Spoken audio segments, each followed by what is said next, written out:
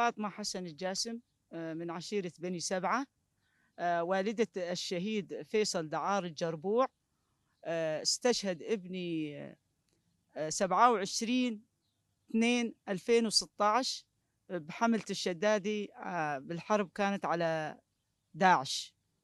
وأبوه الشهيد دعار حمد الجربوع استشهد 20/11/2017 بتل براك، كمان كان الحرب كانت على داعش.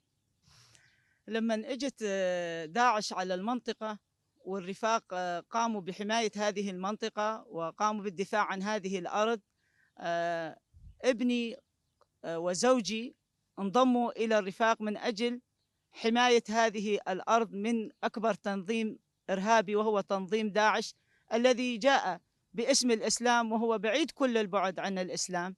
هم لا يمثلون الإسلام. لذلك نحن انضمينا مع رفاقنا الكرد، وناضل ابني انضم عام 2015 واستشهد عام 2016، ووالده أيضا انضم عام 2015 وشارك بحملات عديدة ضد داعش واستشهد في تل براك 2017. ونحن نعتز ونفتخر بشهدائنا الذين ناضلوا من أجل حماية هذه الأرض ومن أجل أن نعيش نحن بكرامة وأن نعيش باستقرار وأمن وأمان.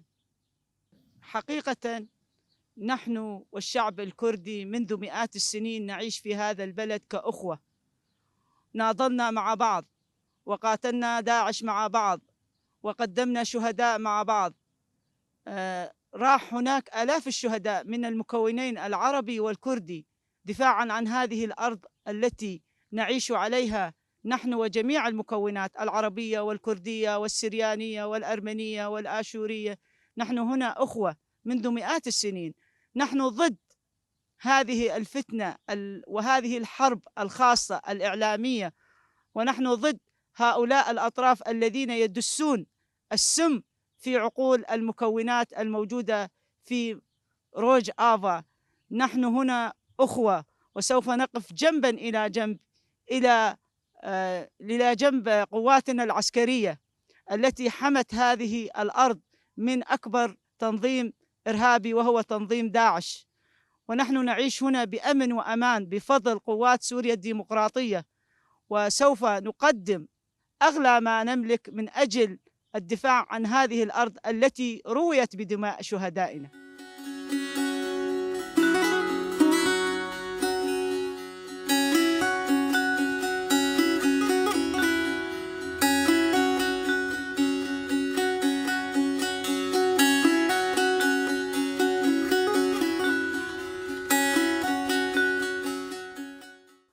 أنا والد الشهيد سعدي خير الله علاوي، استشهد بدير الزور بهجين، استشهد ب8/7/2025.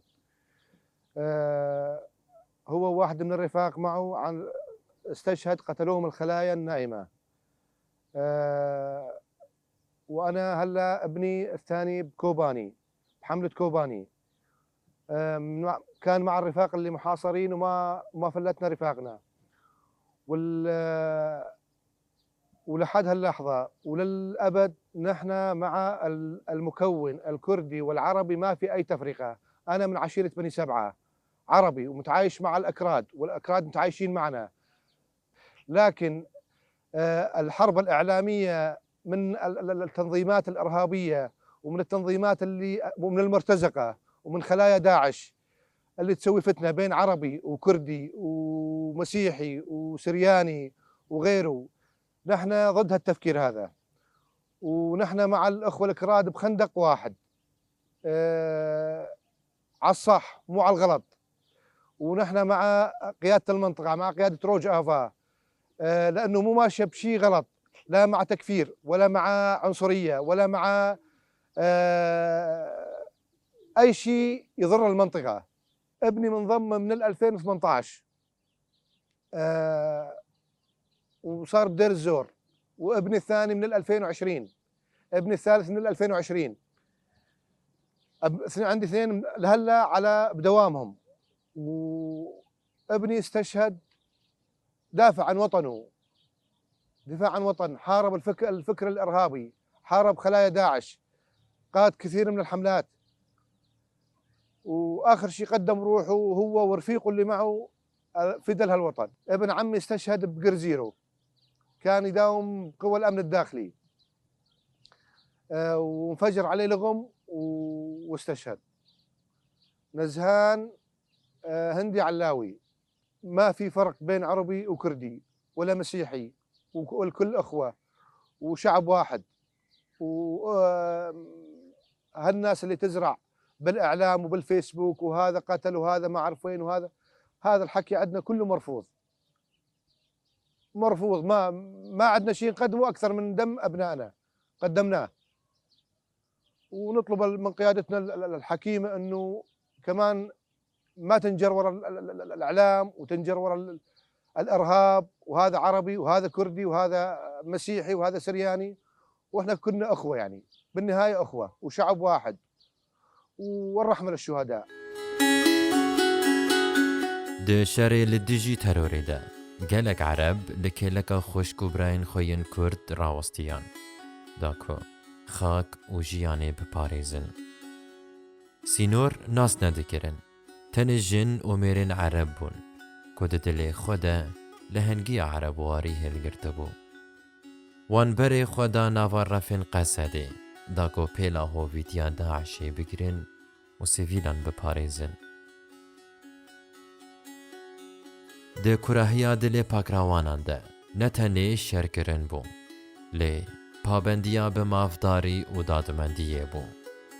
وها باور بون کو پاراستن امرو و جواگی ارکک جحمو واتین ترسی مزنتره. وان لهنگان ناون خواه بخوینه نقشاندن و شهادت آوان بو چرایک جبو هر آزادی خوازان. پاکراوان مین عرب لکیلکا کردان لبرخدانه نتنه رقمن لی نشانه قربانیه نه بانگا رومته و پیمان هفکاریا دناوا گلاندنه داکو ستمکاری تیک ببن و لهنگین راستین رابری دیروکی بکن. قوناغا هری برز به درکتنا شر لسوریای و ریخستنا داعشی رو بو. گویا پگه و قصده لدجی داعش شرکی به همپا دامشاندن. دوی قوناغی ده عرب سوریایی جده ورن جهی رنگ، مینا رقا، دیرا زوری، حسکی و جبلیوان. دناوار رفن وان ده جه کرتن. هنک جوان ده شر و پفچونان ده شهید بونجی. نمازه. دناورا سالا 2014 و 2019 ده. آنکو دبرخدانین مینا کوبانی و رقایده. عربان لکلکا کردان دناوا رفن قصده ده لبرخدانه. هجمارا پاکراوان عرب نزیکی 5800 پاکراوانانه. هجمارا که تکوز پاکراوان عرب تنیه. اوجی جبر مرجن جنگی و تنبونا بلگنامه یکه گلمپر.